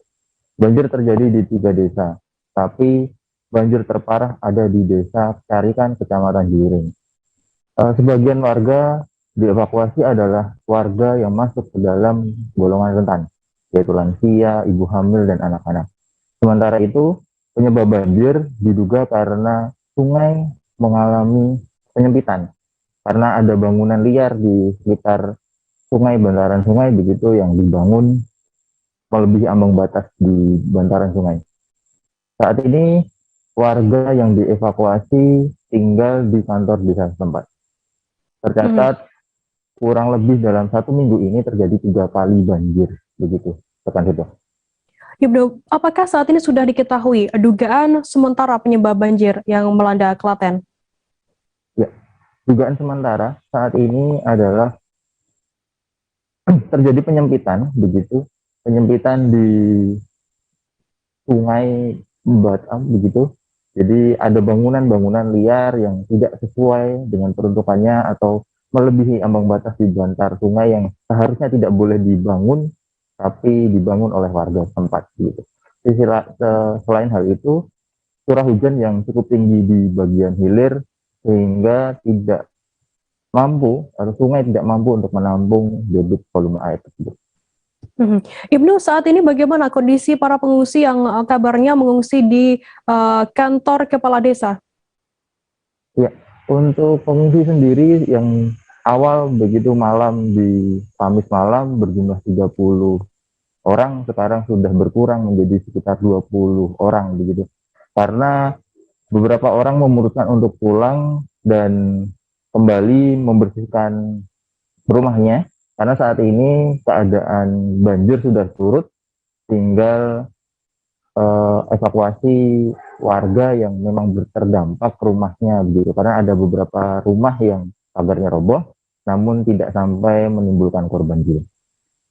Baik, terima kasih rekan jurnalis dari Tribun Solo Ibnu Dwi Tamtomo atas laporan Anda. Dan tadi Tribuners, Ibnu juga sudah menghimpun keterangan dari Kasih Tantrip Kecamatan Juwiring, MS Yulianto, dan juga Pusdalops BPBD Kabupaten Klaten Indiarto. Berikut liputannya untuk Anda. Sementara ini tadi data awal ada sekitar 30-an. Terutama yang banyak memang kelompok rentan atau usia lanjut ya.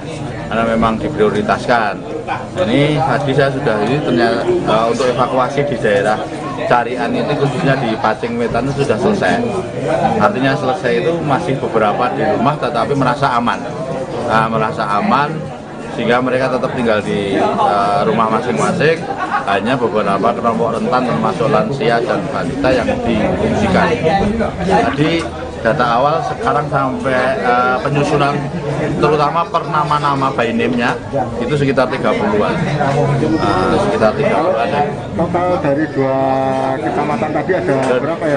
Jadi kalau yang di Kikang tadi sementara yang dievakuasi ada sekitar 60 jiwa, 15-an kakak. Di sini itu sekitar 30 jiwa. Karena memang total 90-an hampir 100 ya. Tapi memang katanya sifatnya nanti ya sudah, kalau nanti sudah mulai surut juga akan kembali. Tapi untuk sementara kebutuhan logistik kita tadi juga lihat di sana juga untuk kebutuhan logistik malam ini sudah relatif aman. Dari BPBD juga sudah mendorong untuk logistik dan juga selimut dan sebagainya. Jadi nanti kita tunggu untuk ini sudah kita sampaikan ke Mako untuk segera didorong. Ada berapa desa yang saat ini yang terlaporkan ada di Desa Kikang dan Desa Carian. Ya, tadi ada sempat miskomunikasi, Pacing dibikinnya Pacing Wedi ya, ternyata Pacing Wetan, Pacingnya ya di sini nih. Gitu. Untuk ini Kecamatan Juwiring, kondisi saat ini banjir memang ada berapa desa? Secara umum kondisi banjir untuk di Kecamatan Juwiring yang kadang-kadang kondisi yang masuk rumah ya. Masuk rumah itu setelah kami coba cek lapangan sambil laporan dari teman-teman relawan, itu secara umum masuk rumah itu ada di 3 desa. Terparah itu di Desa Carian, khususnya di Dukuh Pacing. Ya, secara umum seperti itu. Terus untuk tindakan-tindakan yang telah dilakukan oleh teman-teman dari relawan, baik dari kabupaten maupun dari relawan independen itu sudah dilakukan evakuasi. Ada beberapa yang sekarang kita lihat bersama-sama ini, di samping juga ada yang tidak mau dievakuasi. Tadi kebetulan saya juga baru cek lapangan, itu dari khusus Desa Pacing maupun di desa dari tadi, itu masih ada beberapa rumah tidak mau dievakuasi. Kami tanya kenapa nggak mau dievakuasi. Tribuners, selanjutnya kami akan kembali dengan informasi menarik lainnya, tetaplah di live update. Oke, apa kabar Bang Arif di sini untuk strateginya? Kalau saya sendiri di Gimik 37 ini yang semalam baru mulai, saya udah sebenarnya aku nggak ngerasa itu penangkapan atau penggerbegan atau apapun itu, karena gini loh, posisinya aku kriteria. Jadi kita mengenal disebut dengan stroke yang tidak berdarah dengan stroke yang berdarah. Stroke yang tidak berdarah itu biasanya ditandai dengan adanya penyumbatan. Kalau itu terjadi di sini mungkin pikirnya tidak ke situ kali ya, tapi kalau di Korea atau di Kamboja itu ada beberapa paper yang saya itu mas, ya dulunya tukang koran. Oh gitu ya, Tukang koran. Ya, saya baca ya Pak. Tuh kan, pernah baca kan? Jadi kalau saya jadi tangga, itu udah bersyukur banget. Si anak ini dijadikan sebagai tersangka begitu. Ya, kalau ini kita bicara yang di luar kasus Sebongombo ya. Dengan hujan shower. di mana hanya terjadi pada fase awal mature stage atau tahap Berbahaya dewasa. itu Kang. Jadi mulai artinya terjadinya perlembekan. Nah itu untuk penetrasi akan sulit begitu ya. Dok, saya ini menurut saya memang tidak mudah, bukan urusan tanah diambil. Kalau misalnya Amerika Serikat sekarang, Rasulullah mengatakan dalam sebuah hadis bahwa berpuasa di 6 hari Syawal itu. Oke, apa kabar Bang Arief di sini untuk strateginya? Kalau saya sendiri di Jumip 37 ini yang semalam baru mulai, saya udah pasti. Sebenarnya aku nggak ngerasa itu penangkapan atau penggerebegan atau apapun itu, karena gini loh, posisinya aku kriteria. Jadi kita mengenal disebut dengan stroke yang tidak berdarah dengan stroke yang berdarah. Stroke yang tidak berdarah itu biasanya ditandai dengan adanya penyumbatan. Kalau itu terjadi di sini mungkin pikirnya tidak ke situ kali ya, tapi kalau di Korea atau di Kamboja itu ada beberapa paper yang Saya itu Mas, ya dulunya tukang koran. Oh gitu ya. Tukang koran. Ya, saya baca itu Pak. Tuh kan, pernah baca kan? Jadi kalau saya jadi tanggal itu udah bersyukur banget. Si anak ini dijadikan sebagai tersangka begitu. Ya, kalau ini kita bicara yang di luar kasus Sebongombo ya. Dikenal dengan nama hujan shower, di mana terdapat batas jelas antara daerah hujan dan tidak hujan yang biasanya terjadi pada fase awal mature stage atau tahap Berbahaya dewasa. itu Kang. Jadi mulai artinya terjadinya perlembekan. Nah itu untuk penetrasi akan sulit begitu ya. Dok, saya ini menurut saya memang tidak mudah, bukan urusan tanah diambil. Kalau misalnya Amerika Serikat sekarang. Terima kasih Anda masih bersama kami di Live Update. Kita beralih ke informasi selanjutnya, Saudara. Ratusan siswa dan siswi SDN Gentong Gadingrejo Pasuruan ikut vaksinasi COVID-19 untuk anak-anak usia 6 hingga 11 tahun Jumat 17 Desember. Vaksinasi kali ini adalah hari pertama dimulainya vaksinasi untuk anak-anak di Kota Pasuruan. Targetnya 1 bulan ke depan vaksinasi dosis pertama untuk anak-anak bisa selesai. Informasi lebih lengkapnya akan disampaikan oleh rekan jurnalis kami dari surya.co.id, ada Galih Lintartika di sana. Halo, selamat sore Galih. Halo, selamat sore Firda. Galih, bisa Anda informasikan bagaimana pelaksanaan vaksinasi COVID-19 untuk anak-anak usia 6 hingga 11 tahun di Pasuruan? Ya, jadi Firda, hari ini Wali Kota Pasuruan secara resmi meluncing vaksinasi untuk anak-anak usia 6-11 tahun. Ini salah satu upaya yang dilakukan oleh pemerintah Kota Pasuruan untuk menindaklanjuti arahan dari Presiden Joko Widodo dalam Zoom bersama kepala daerah se-Indonesia.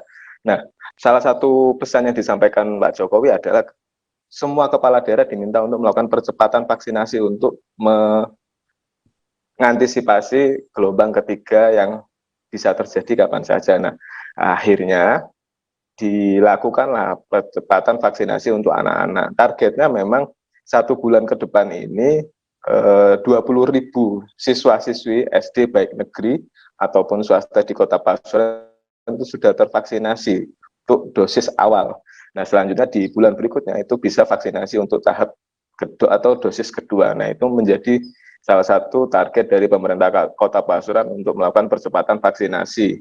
Di samping itu, untuk jumlah vaksinnya itu sudah mencukupi, vaksinatornya juga sudah siap, terus tempatnya juga sudah siap. Artinya ini menjadi salah satu upaya untuk melakukan percepatan. Jadi semua komponen sudah disiapkan oleh pemerintah Kota Pasuruan.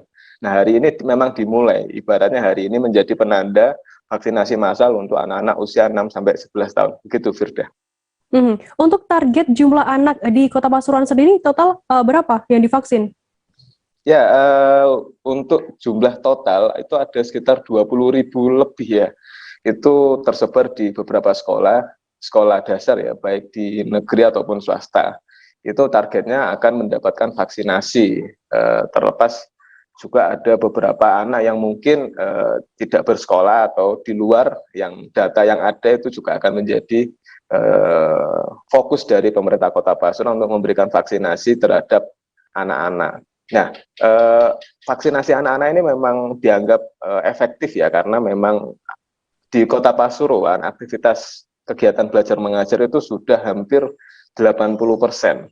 Artinya sudah hampir 100% anak-anak ini tatap muka, sekalipun memang kegiatannya itu masih hybrid ya, ada yang melalui daring, ada juga yang melalui cara langsung atau tatap muka, begitu Firda. Galih, kalau dilihat dari visual yang ditampilkan ini, ada sejumlah perbedaan begitu ketika pelaksanaan vaksinasi orang dewasa dengan anak-anak. Ada sejumlah badut yang disediakan oleh panitia di sana. Bisa Anda informasikan terkait hal ini? Ya, itu salah satu inovasi yang dilakukan oleh pemerintah Kota Pasuruan ya, untuk memberikan rasa tenang, untuk memberikan anak-anak ini rasa nyaman, dan untuk menekan rasa takut anak-anak ketika divaksin, karena memang anak usia 6-11 tahun, berdasarkan informasi yang kami dapatkan dari Dinas Kesehatan Kota Pasuruan, mereka lebih kecenderungan lebih takut dibandingkan orang dewasa, karena memang mungkin mereka takut jarum suntik, atau mungkin ada yang trauma dengan masa lalunya, tapi kehadiran badut-badut dan kehadiran ini tuh menjadi salah satu upaya agar anak-anak ini tidak terlalu takut, karena memang hari ini ketika vaksinasi pertama di SDN Gentong, ada beberapa anak yang memang ketakutan. Mereka takut disuntik, mereka takut melihat jarum, bahkan harus ada beberapa anak yang didampingi orang tuanya secara langsung. Dari pengamatan kami di lapangan, ada salah satu siswa dari SDN Gentong yang menangis histeris, sekalipun dia memang sudah didampingi sama ayahnya.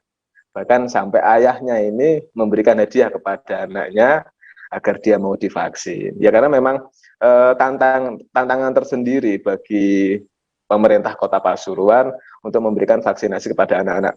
Pertama, soal edukasi ya, edukasi ini memang tidak bisa semudah orang dewasa, karena anak-anak ini perlu ada pendekatan atau perlu ada sentuhan-sentuhan khusus, jadi mereka tidak takut lagi divaksin. Nah, salah satu upaya yang dilakukan pemerintah Kota Pasuruan selain menghadirkan badut ketika vaksinasi, mereka juga melakukan pendekatan secara emosional. Jadi mereka disampaikan ya, diajarkan bahwa ketika vaksinasi mereka mau vaksin, aktivitas mereka ini bisa pulih seperti dulu lagi. Jadi mereka anak-anak ini diberikan sebuah pemahaman bahwa ketika mereka mau divaksin, kemungkinan mereka bisa ketemu temannya, kemungkinan mereka bisa bermain dengan temannya di sekolah, di tempat ngaji, atau di tempat lainnya, itu bisa normal seperti dulu lagi. Nah, itu menjadi salah satu ketertarikan anak-anak untuk mau divaksin. Terlepas dari ada sentuhan-sentuhan lain, begitu Firda. Jadi memang ada cara tersendiri begitu ya untuk mengajak anak-anak agar mau divaksin COVID-19. Baik, terima kasih rekan jurnalis dari surya.co.id Galih Lintartika atas laporan Anda. Selamat bertugas kembali. Dan tadi Tribuners, Galih juga sudah menghimpun keterangan dari Wali Kota Pasuruan Saifullah Yusuf. Berikut liputannya untuk Anda. Mulai vaksinasi untuk anak-anak usia 6 sampai 11 tahun. Alhamdulillah Dr. Shirley sudah mempersiapkan bersama dengan Kepala Dinas Pendidikan dan Kebudayaan Kota Pasuruan dengan target 20.000 lebih anak-anak kita selama 2 bulan ke depan. Kalau bisa 1 bulan sudah tuntas, tapi targetnya 2 bulan. Vaksinnya sudah siap, vaksinatornya sudah siap, tempatnya juga siap di beberapa sekolah yang insya Allah nanti kalau ini terpenuhi, tentu memenuhi harapan Presiden Jokowi. Jadi kita kemarin diarahkan untuk melakukan 3 hal dalam rangka untuk menghadapi ancaman COVID gelombang ketiga, Omikron, ya, bahwa Omikron sudah menyerang hampir semua negara, termasuk tentu masuk ke Indonesia. Maka kita diminta waspada untuk siap-siap. Ada 3 yang dilakukan. Pertama, kita ingin mengajak masyarakat untuk selalu taat protokol kesehatan, memastikan bahwa dimanapun kita menyadari betapa pentingnya prokes. Yang kedua, kalau ada apa-apa segera. Masih dari Jawa Timur, Saudara, ribuan siswa sekolah dasar di Mojokerto, Jawa Timur menjalani vaksinasi COVID-19 menggunakan vaksin Sinovac. Pelaksanaan vaksinasi anak tersebut diperuntukkan bagi siswa kelas 3 dan kelas 6 sekolah dasar negeri maupun swasta di seluruh wilayah Kota Mojokerto. Informasi lebih lengkapnya akan disampaikan oleh rekan jurnalis kami dari surya.co.id. Ada Roma Doni di sana. Halo Roma. Ya, halo. Ya, Roma Doni bisa Anda informasikan bagaimana kondisi pelaksanaan vaksinasi COVID-19 untuk siswa SD di Kota Mojokerto ini?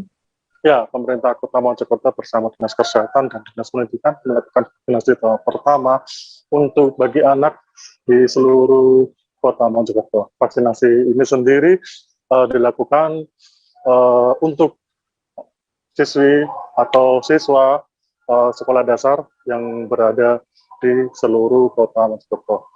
Untuk diketahui, Wali Kota Mojokerto Ika Puspasari bersama Kepala Dinas Pendidikan Amin Wahid sempat langsung meninjau ke lokasi pelaksanaan vaksinasi tahap pertama yang ada di SDN Malungkai. Dalam tinjauan di lokasi, Wali Kota Mojokerto juga sempat mendampingi salah satu siswi yang menangis saat hendak dilakukan vaksin. Namun Wali Kota bersama wali murid yang bersangkutan berupaya menenangkan siswi tersebut sehingga nakes berhasil untuk memvaksinasi tersebut dan vaksinasi tersebut dilakukan di SDN Balongsari. Seperti itu. Untuk jumlah sasaran vaksinasi anak di Kota Mojokerto dan ini totalnya berapa dan kapan akan ditargetkan rampung? Ya, seperti pernyataan dari Wali Kota Mojokerto, Ika Puspasari, di Kota Mojokerto sendiri setidaknya ada jumlah siswa tingkat SD maupun MI sekitar 16.600 sekian. Namun, Nahita panggilan akrab Wali Kota Mojokerto memastikan target vaksinasi tersendiri saat ini dari 16.600 akan selesai sekitar 11.000 sekian pada Jumat tanggal 24 Desember pekan depan. Begitu. Roma, mengapa sasaran vaksinasi anak ini saat ini hanya siswa kelas 3 dan kelas 6 saja? Ya, seperti yang diketahui siswa kelas 1 dan kelas 2 kemarin telah mendapatkan vaksin campak. Karena itu, ya Pemkab Mojokerto juga akan memberikan interval. Karena jarak pemberian vaksin satu dan vaksin lainnya akan berdampak tidak baik. Sehingga rencananya vaksinasi untuk kelas 1 dan kelas 2 dan seterusnya itu akan dilakukan pada pertengahan Januari tahun 2022. Begitu, rekan berita.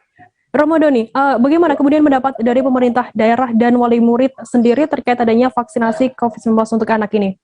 Ya, tentu saja persoalan vaksin COVID ini menjadi problem tersendiri ya, khususnya bagi wali murid. Ada yang khawatir, ada yang memperbolehkan, namun yang seperti diketahui, Dinas Pendidikan Kota Mojokerto juga membuat syarat. Jadi vaksinasi bagi seluruh siswa yang hendak mengikuti vaksinasi harus sepengetahuan atau mendapat izin dari pihak orang tuanya.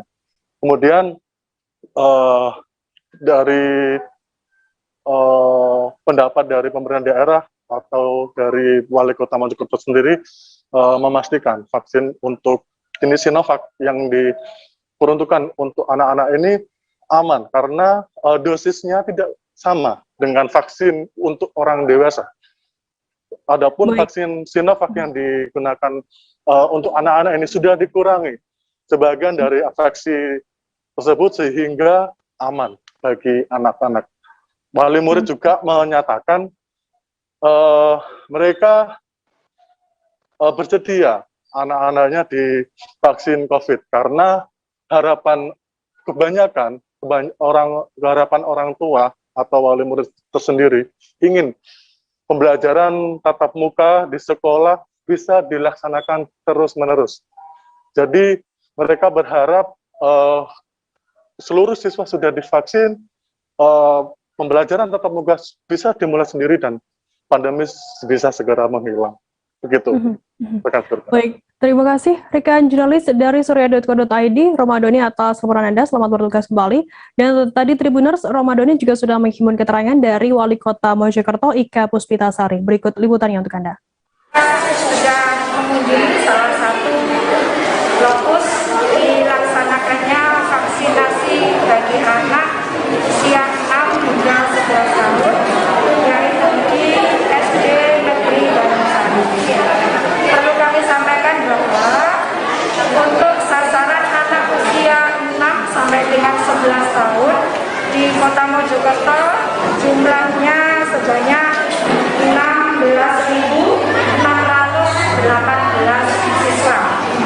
Dan kami telah membuat jadwal pelaksanaan mulai dari hari ini sampai dengan tanggal 24 Desember 2021 yang akan diselenggarakan di 15 Fasyankes yang ada di Kota Mojokerto, juga di seluruh SD dan MI yang ada di Kota Mojokerto.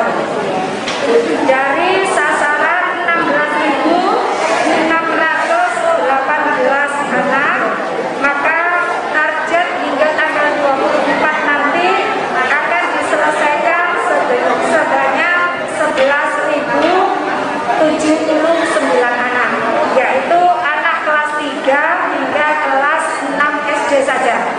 Terkhusus untuk anak kelas 1 dan kelas 2 SD, sementara belum bisa dilakukan karena mereka baru saja mendapatkan vaksinasi campak, sehingga harus ada interval, ditunggu dulu baru boleh diberikan vaksinasi COVID.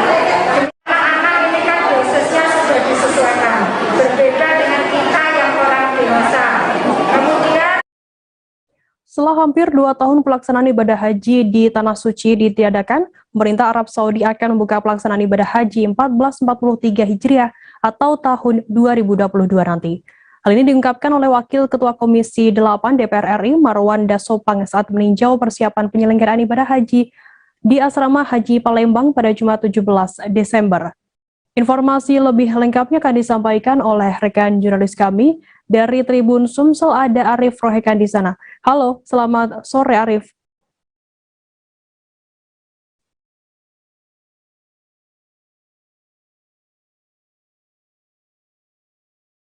Halo, selamat sore Arif. Halo, halo Firda. Ya, bisa Anda informasikan apakah ibadah haji tahun 2022 nanti jamaah Indonesia bisa berangkat ke Tanah Suci Makkah? Ya Firda, dapat kami sampaikan Wakil Ketua Komisi 5 ataupun rombongan Wakil Ketua Komisi 8 DPR RI ataupun Ketua rombongan Komisi 8 DPR RI tadi pagi meninjau langsung persiapan penyelenggaraan ibadah haji tahun 1443 Hijrah atau tahun 2022 Masehi di Asrama Haji Palembang. Nah, agenda mereka dalam hal ini untuk melihat kesiapan dari Asrama Haji Palembang untuk gelaran untuk ibadah haji nanti dalam waktu dekat, sehingga mereka pun mau memastikan kesiapan dari pihak pengelola asrama haji di Kota Palembang, apakah sudah siap ataukah belum, kayak gitu, tidak termasuk layanan apa saja yang termasuk manasik hajinya, kamar-kamar untuk penginapan dan semuanya kayak gitu, tidak. Arif, kabarnya Komisi 8 DPR RI akan meninjau langsung ke Arab Saudi sana. Apa yang kemudian dilakukan di sana? Ya, dijelaskan oleh Wakil Ketua Komisi 8 Marwan Dasopang, mereka akan meninjau langsung untuk ke Arab Saudi mungkin setelah masa panja, sebelum panja mereka akan ke Arab Saudi untuk meninjau langsung kesiapan. Sebelumnya nanti kan sempat beredar juga akan adanya jamaah yang akan ibadah haji harus diisolasi atau gimana. Jadi sehingga mereka harus meninjau langsung kesiapan juga di sana, termasuk harus menyamakan apa yang kurang-kurang kayak gitu, Firda. Arif, bagaimana hasil dari peninjauan Komisi 8 DPR RI ini ke asrama haji Palembang? Ya, setelah keliling berapa jam kayak gitu, Firda, antara sejam 2 jam untuk melihat langsung kesiapan dari asrama haji Palembang, ternyata mereka sangat mengapresiasi untuk pengelola asrama haji Palembang karena fasilitas yang disiapkan dinilai, ya bayangan dia masih agak jadi pertanyaan kayak gitu, tapi nyatanya asrama haji Palembang memiliki fasilitas yang memadai yang perlu dicontoh oleh asrama haji di Indonesia lainnya gitu, tidak. Baik, terima kasih rekan jurnalis dari Tribun Sumsel Arif Rohekan atas laporan Anda. Selamat bertugas kembali. Oke, Firda, Kembali ke informasi selanjutnya, Saudara. Wali Kota Makassar Muhammad Ramdan Pomanto menegaskan tak ada perayaan Tahun Baru di Makassar. Untuk Natal dan Tahun Baru ini tidak ada konvoi, tidak ada pesta kembang api dan kegiatan lainnya yang mendatangkan kerumunan. Untuk masyarakat diimbau untuk melakukan Tahun Baru di rumah masing-masing bersama keluarga. Untuk mengetahui informasi lebih lengkapnya, saat ini kami sudah tersambung dengan jurnalis dari Tribun Timur, ada Siti Aminah di sana. Halo, Siti. Halo, Firda. Siti, bisa Anda informasikan terkait larangan perayaan Tahun Baru di Makassar ini? Baik, pemerintah Kota Makassar, dalam hal ini Wali Kota Makassar, telah melarang perayaan Tahun Baru 2022 di Kota Makassar, di mana warga diharapkan untuk berada di rumah masing-masing untuk pelaksanaan Tahun Baru 2022 nanti. Hal tersebut telah disampaikan dan telah dikomunikasikan kepada seluruh forum komunikasi daerah Forkopimda Kota Makassar, yang dalam hal ini ada DPRD, pihak DPRD, kemudian ada TNI dan Polri juga. Nah, di sana dirumuskan ditetapkan bahwa tidak ada perayaan malam Tahun Baru, baik itu berupa konvoi, kemudian petasan, acara petasan, dan kegiatan kerumunan lainnya. Hal tersebut menindaklanjuti dari instruksi Menteri Dalam Negeri dan juga surat edaran SE Satgas COVID pemerintah pusat yang melarang untuk melakukan kegiatan kerumunan pada saat momentum Natal dan Tahun Baru 2022 mendatang. Dan memang warga diminta untuk berada di rumah masing-masing pada saat pelaksanaan Tahun Baru, karena hal tersebut untuk mencegah terjadinya penularan virus corona, karena dikarenakan pada tahun sebelumnya angka COVID meledak, pandemi gelombang ketiga meledak usai perayaan Nataru, dan diharapkan semoga Nataru kali ini tidak ada ledakan atau gelombang ketiga COVID, apalagi saat ini sudah masuk virus jenis Omicron di Indonesia, dan itu ditakutkan akan menyebar ke seluruh pelosok Indonesia termasuk di Kota Makassar. Baik, Firda. Siti, bisa Anda informasikan selain adanya pelarangan begitu untuk perayaan Tahun Baru, apakah juga ada pelarangan perjalanan? Baik, untuk sejauh ini belum ada larangan untuk perjalanan bagi masyarakat di Kota Makassar. Tetap hanya saja yang diperketat adalah perjalanan ataupun pengawasan dari pihak TNI Polri untuk melakukan pengetatan di titik-titik kumpul atau keluar masuknya warga, khusus kemudian untuk pelaku perjalanan udara maupun laut, mereka diwajibkan untuk untuk vaksinasi. Bagi yang hanya vaksin sekali, dosis pertama itu diwajibkan untuk melampirkan bukti tes PCR-nya apabila ingin melakukan perjalanan darat, perjalanan udara, pesawat maupun laut. Kemudian yang telah vaksin 2 kali cukup dengan antigen, seperti itu. Siti, apa upaya dari pihak-pihak terkait termasuk kepolisian untuk mengawal perayaan Nataru ini? Baik, untuk kepolisian sendiri telah merencanakan akan menggelar operasi lilin pada saat Nataru. Jadi akan ada penutupan beberapa titik-titik jalan, khususnya di tempat keramaian, misalkan di Center Point of Indonesia di Kota Makassar, Jalan Metro Tanjung Bunga, kemudian di tempat keramaian di Pantai Losari, aksesnya akan ditutup mulai dari Jalan Penghibur sampai ke Jalan Tentara Pelajar, dan juga akses jalan di pertigaan Alauddin dan Veterani Kota Makassar itu akan diperketat. Jadi nanti kemudian akan ada juga pemeriksaan vaksinasi bagi pengguna jalan, dan sejauh ini belum ada informasi akan adanya penutupan tempat-tempat keramaian, hanya saja aksesnya yang akan mungkin ditutup oleh pihak kepolisian. Operasi lilin tersebut akan dilakukan pada saat Natal dan jelang Tahun Baru nantinya. Sekitar 1.200 personel yang akan diturunkan dari pihak kepolisian dan juga bekerja sama dengan TNI tentunya dan pemerintah Kota Makassar itu sendiri. Baik, Firda. Baik, terima kasih rekan jurnalis dari Tribun Timur, Siti Aminah, atas laporannya. Dan tadi Tribuners, Siti juga sudah menghimpun keterangan dari Wali Kota Makassar, Muhammad Ramdan Pomanto, dan Kapolrestabes Makassar, Kombes Wisnu Urip Laksana. Berikut liputannya untuk Anda. Bicarakan dua agenda. Pertama, target kita di atas 80%. 80% itu berarti sisa 1% yang kita capai, tapi kita tidak puas di 80%.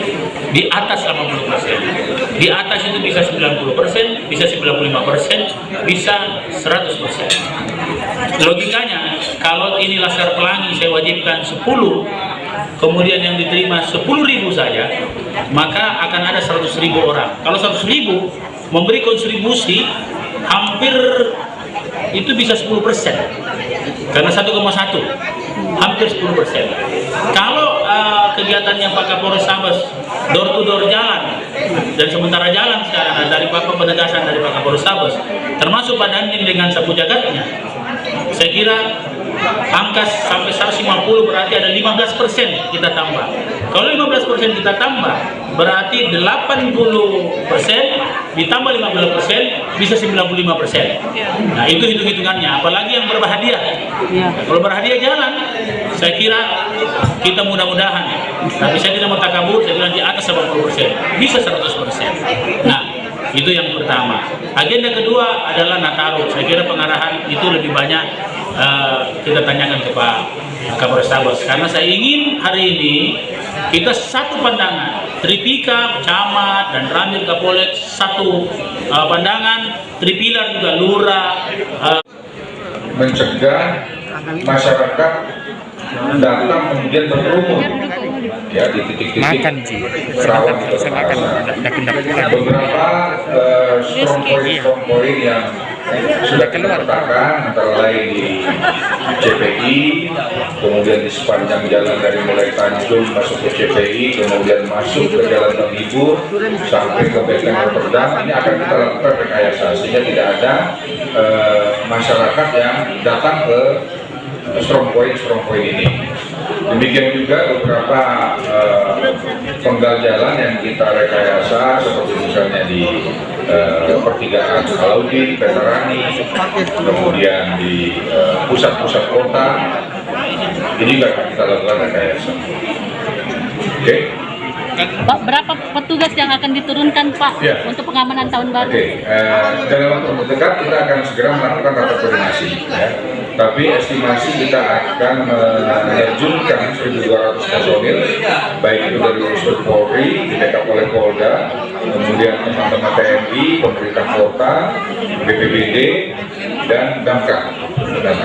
Jadi mereka akan berjaga di tempat-tempat umum yang ditutup, Pak, ya? Iya, kita akan terjunkan anggota untuk di lokasi-lokasi. Kalau nanti mereka tetap nekat datang, Pak, untuk di tempat yang ditutup itu seperti apa? Kita akan bubarkan. Kita akan bubarkan, kita himbau untuk itu. Harapan ini sekaligus sebagai langkah awal kita berharap untuk wilayah, terutama unsur Tripika, teman-teman Camat, Kapolsek, dan Ramil untuk sudah melakukan himbauan-himbauan kepada masyarakat. Jadi 3 stressingnya untuk Natal dan Tahun Baru ini, tidak ada konvoy, tidak ada pesta kembang api, dan tidak ada pesta atau kegiatan-kegiatan dalam rangka perayaan malam tahun baru. Ada penyekatan di jalanan, Pak? Ya? Ada penyekatan di jalan nanti? Iya, tadi kan sudah saya jelaskan. Ada beberapa yang kita lakukan rekayasa, bentuknya itu bisa penyekatan maupun penutupan arus. Ya. Seorang pekerja bangunan tanpa identitas mendadak ditemukan tak bernyawa di sebuah proyek pembangunan rumah penginapan di Jalan Muhammad Yamin Gang Gufrah, Kelurahan Gunung Kelua, Samarinda Ulu pada Jumat 17 Desember. Jasad korban pertama kali dilihat oleh rekan sekamarnya saat hendak menjalankan sholat subuh. Untuk mengetahui informasi lebih lengkapnya, saat ini kami sudah tersambung dengan jurnalis dari Tribun Kaltim, ada Rita Lavenia di sana. Halo Rita. Ya, halo Firda dan Tribuners. Rita, bisa Anda informasikan bagaimana kronologi awal hingga korban ini ditemukan tak bernyawa di gedung proyek yang sedang mereka kerjakan? Oke, awalnya sebelumnya Kamis malam 16 Desember 2021, korban bersama rekannya bernama Anwar masih sempat jalan-jalan ke pasar malam untuk membeli keperluan mereka. Dan sesudahnya mereka sempat pergi makan juga. Setelah itu mereka pulang ke rumah atau ke tempat proyek mereka, tempat beristirahat. Dan setelah itu mereka istirahat, tapi sekitar pukul 02.00 waktu Indonesia Tengah, korban tiba-tiba membangunkan temannya, yaitu Anwar, untuk memberitahu bahwa ia sedang sakit dan merasa sesak. Nah, setelah itu teman korban pun memberikan sebuah obat yang dibeli di warung, dan setelah meminumnya dia pun lantas tertidur sebentar, juga rekannya melanjutkan istirahatnya. Setelah pukul 04.00 waktu Indonesia Tengah, si Anwar temannya bangun, dia mendapati korban sudah dalam keadaan kejang-kejang dan sesak napas. Karena bingung hendak melakukan apa, akhirnya Anwar keluar mencari bantuan. Dan setelah kembali, korban sudah tidak bergerak dan saat diperiksa ternyata sudah tidak bernyawa. Demikian Firda dan terima kasih. Rita, apakah saat ini sudah diketahui terkait identitas dari korban sendiri dan bagaimana keterangan dari rekan-rekan dari korban? Ya, untuk identitasnya sendiri sejauh ini saat identifikasi awal tidak ada identitas yang ditemukan, tetapi teman-temannya mengatakan bahwa korban ini biasa dia panggil Ijul. Nah, Anwar mengatakan korban juga berasal dari Banjarmasin, Kalimantan Selatan, dan sudah berada di Samarinda sejak 1 bulan terakhir dan meminta untuk dicarikan pekerjaan. Nah, setelah akhirnya sekarang untuk sambil menunggu proyek selanjutnya, dia ikut dengan teman-temannya yang ada saat ini tempat dia ditemukannya tidak bernyawa. Demikian Firda dan Tribuners. Rita, apakah saat ini jenazah sudah diautopsi oleh pihak kepolisian dan bagaimana hasilnya? Ya, sudah. Dan hasilnya memang sudah keluar, tidak ada tanda-tanda kekerasan yang ditemukan di tubuh korban, dan dari hasil otopsi diketahui bahwa korban menderita serangan jantung sehingga meninggal sesaat setelah dia merasa sesak juga. Dan untuk diketahui, jika 3 hari tidak ada keluarga dari korban yang merasa kehilangan atau menjemput jenazah korban, maka korban akan dimakamkan oleh pihak rumah sakit dengan dibuatkan surat keterangan tidak mampu dari pihak kepolisian. Demikian Firda dan Tribuners. Baik, terima kasih rekan jurnalis dari Tribun Kaltim, Rita Lavenia, atas laporan Anda. Selamat bertugas kembali. Tribuners, informasi tadi sekaligus menutup perjumpaan kita dalam live update hari ini. Jangan lupa saksikan terus live update di seluruh kanal YouTube dan Facebook Tribun Network.